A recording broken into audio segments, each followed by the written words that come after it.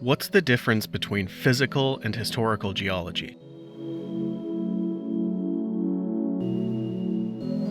We separate geology into two branches, physical and historical.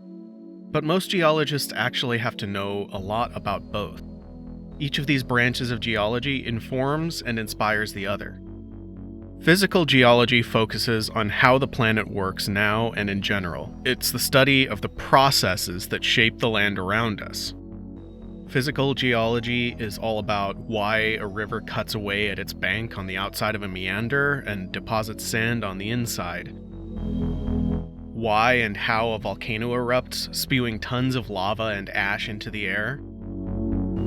Or how a fault line generates an earthquake that knocks us all off our feet. Historical geology is exactly what it sounds like. It's all about the planet's history. It's a study of the events that made Earth what it is now, and when all those things happened.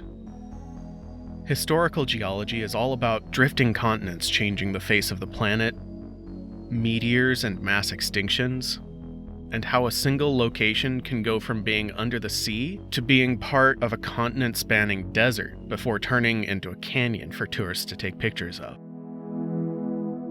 In practice, the real difference between physical and historical geology is the kinds of questions they ask.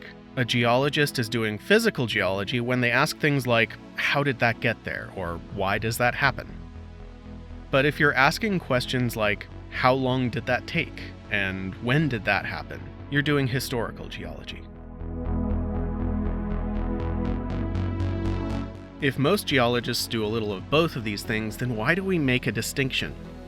It all comes down to what might be the most important idea in geology. The present is the key to the past.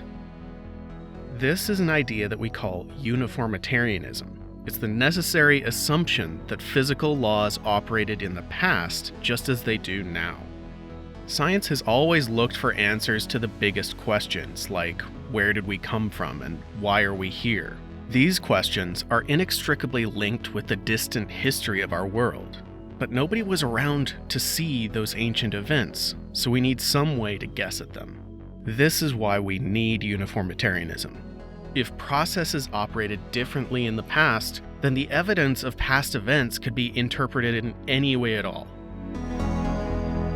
In essence, we need an understanding of physical geology not only to understand the world around us, but also so that we can investigate our past.